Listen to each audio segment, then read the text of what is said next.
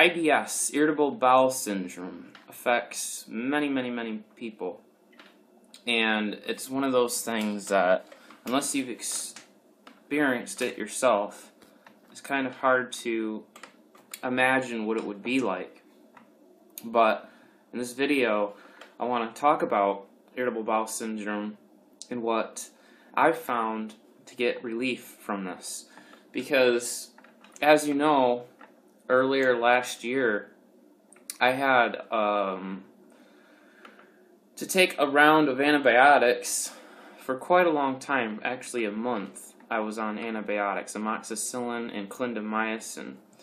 Now, clindamycin really was too much for my system to handle, and it was very powerful. I mean, it gave me violent diarrhea. It was just absolutely awful. And for anybody that doesn't know about clindamycin or amoxicillin, be careful, because these antibiotics will wipe out everything in your gut, literally.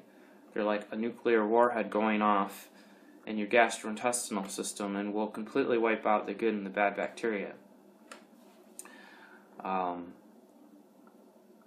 And it's very important that if you are going to be on antibiotics, that you be taking a probiotic along with it, and preferably try to double up on the probiotic, so that you're putting in more good bacteria than what's being destroyed by the antibiotics. That's very important.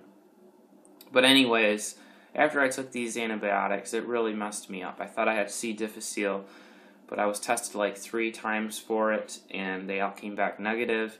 But I continued to have bloating, stomach problems, seemed to have intolerances to food.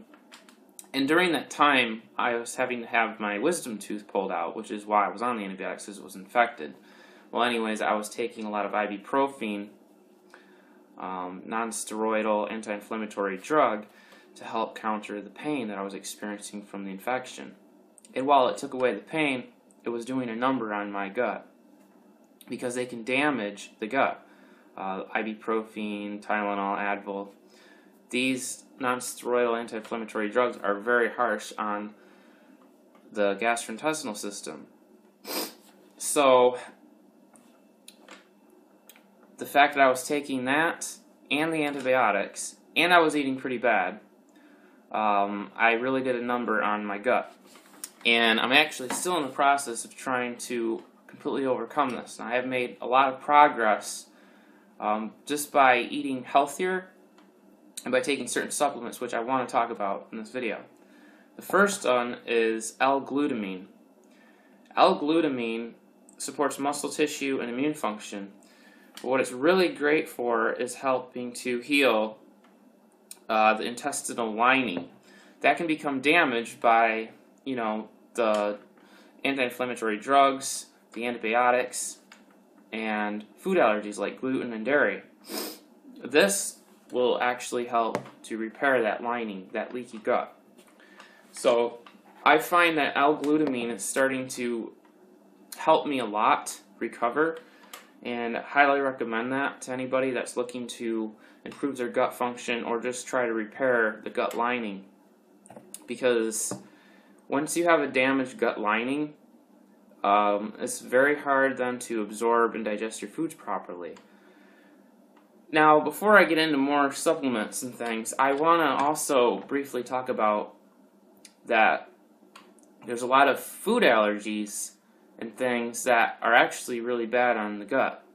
One of those being gluten. Okay, gluten is this protein that for most people, they can't break it down. Okay, the system can't break it down. So what happens is when it goes into the stomach and it's trying to be digested, and it can't, this protein starts rumbling around, okay, with the villi, and it mechanically destroys the villi. The villi is what basically absorbs your food. Now, the greater damage that, mechanical damage that this gluten protein does in your stomach, okay, in your gastrointestinal system, the greater symptoms you're going to have. So it might start out with just, mild stomach ache. You might get a little mild cramp, a little loose stool. Nothing really big deal. Like most people go through every day and think that's normal. But the more that they continue to damage the villi by the gluten protein, it can get worse.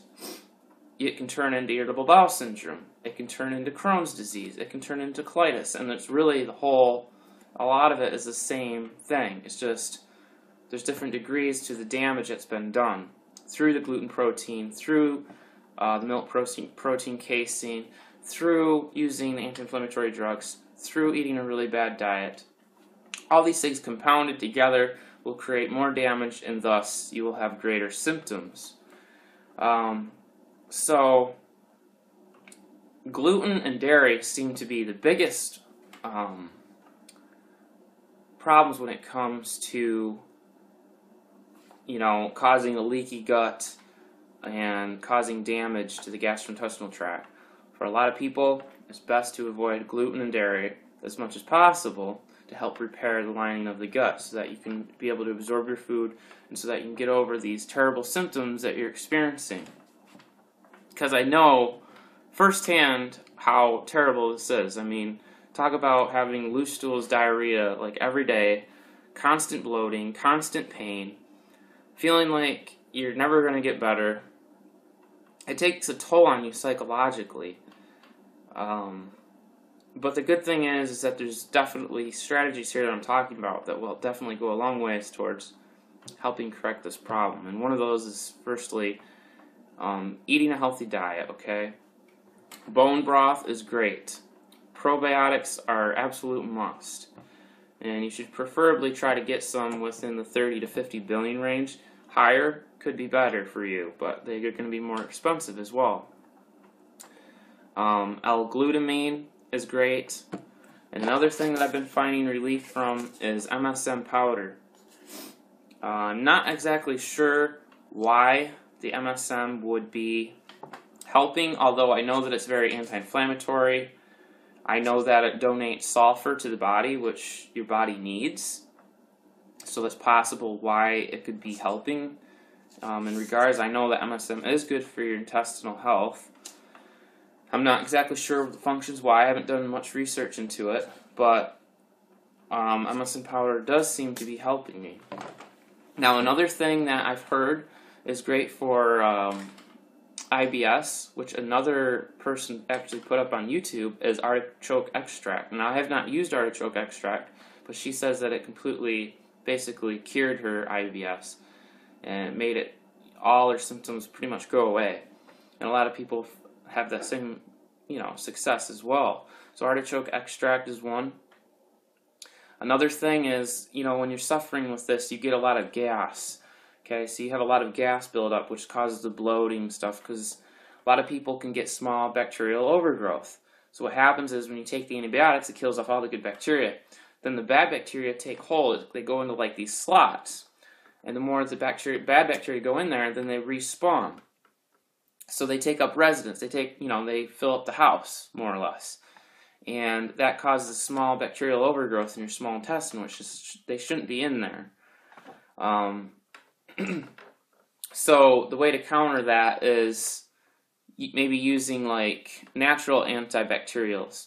One of the most powerful ones that a lot of people aren't aware of, which goes back thousands of years, is just simply using sea salt. Sea salt is very effective. If you ever heard of the water cure, you use about a teaspoon to 2 teaspoons of sea salt in a glass of water, and you drink that. About 30 minutes to an hour later, it'll do miraculous things in helping combat your symptoms, but it's a very powerful natural antibiotic. Oregano oil, olive leaf extract, grapefruit seed extract, although you got to make sure because not all of them are pure. A lot of them have these synthetic chemicals in them, which gives it its potency, which you don't want to be ingesting. And a lot of nutritionists don't recommend the use of that. Cayenne pepper, there's garlic, the allicin. It helps destroy the biofilms. Okay, so these bad bacteria and stuff, they can create biofilms in your stomach, which they're very hard to knock out because they create these films. So allicin tries to go in there, and the active ingredient in garlic, and it goes in there and destroys, breaks it up. So that's one thing that you can try.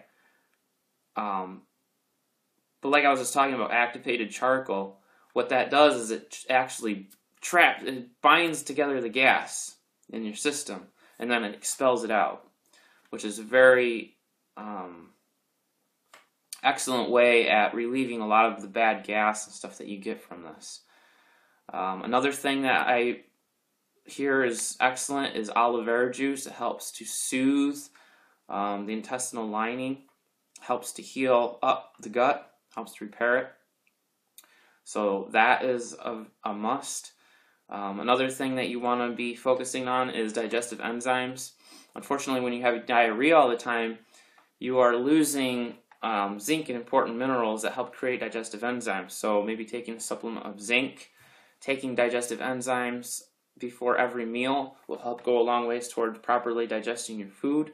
And for a lot of people, digestive enzymes are a must because not many people eat raw foods anymore, so we don't get the enzymes in the food. And a lot of people are toxic, so they aren't, really able to digest their foods the best that they could had they had a good supply of these enzymes. So digestive enzymes are another thing that is very effective. If you're suffering with a lot of the painful symptoms that accompany IBS or other digestive disorders, peppermint oil capsules are great at giving you relief. Vitamin D, fish oil is great for the gut.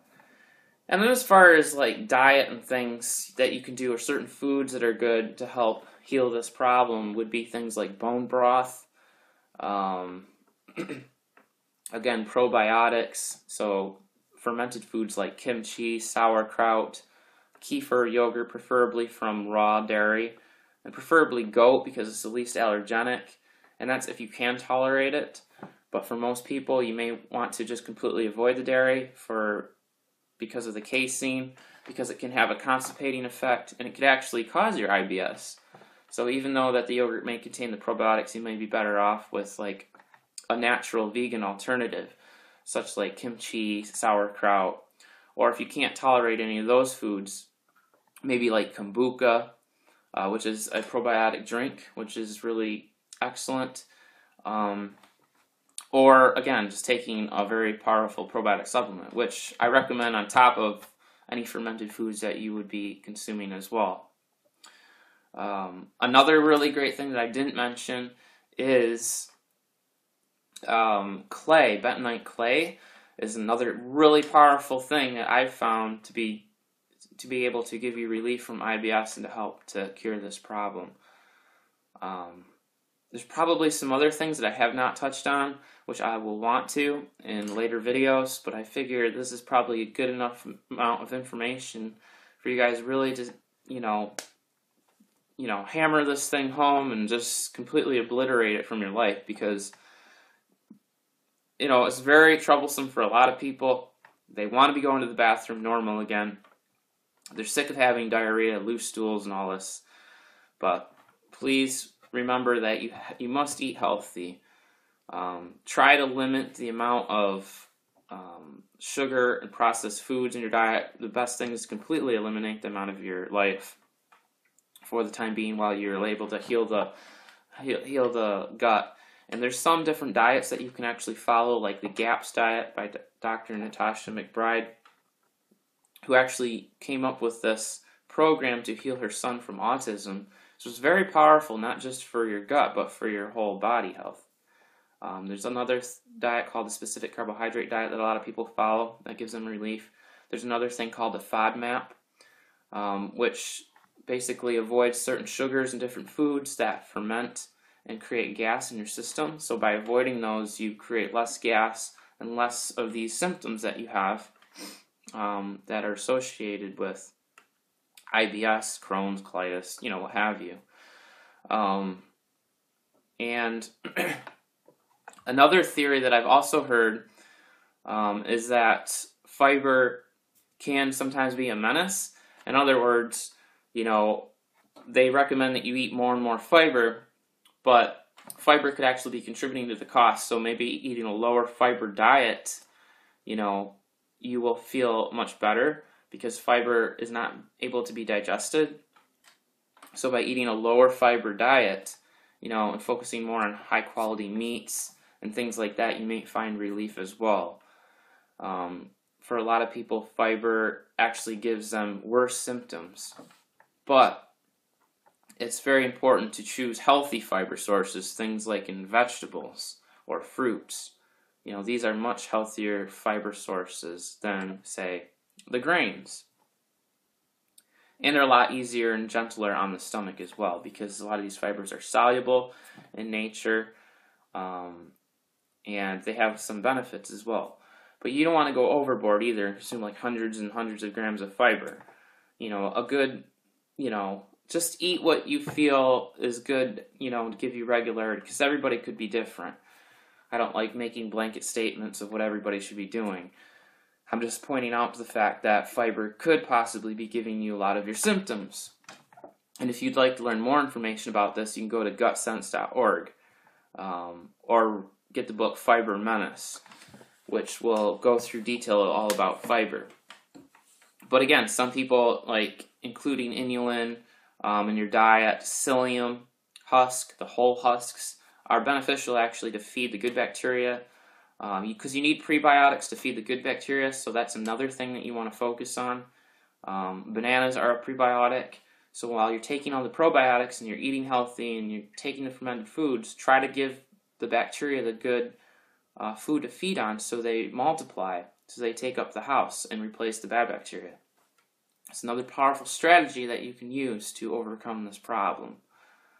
So I think I pretty much kind of summed up everything. Some other things you want to focus on is coconut oil, which is great antibacterial, anti-inflammatory, and it helps go a long way towards fixing digestive problems as well. So I think that pretty much sums it up. The main thing is don't give up. Never give up, because this is totally reversible. For me, I never had a lot of these stomach problems until I took those antibiotics, and then I got, had all the symptoms and everything afterwards. I've come to learn that dairy foods, even the raw dairy, believe it or not, tend to give me constipation, so they're not very good for my digestive system. For some other people, it might be different. I'm just saying, if you know they give you any problems, avoid them and switch over to things like rice milk, coconut milk, almond milk. You'll be much better off as far as your digestion is concerned. And it would go a long ways towards helping to heal your gut. But at the end of the day, don't get discouraged. This is a very annoying and troublesome disease. And it's, it's pretty much all the same thing, When your gut gets destroyed by the use of these powerful antibiotics, powerful drugs, bad diet, these things can be reversed because we know what the cause is.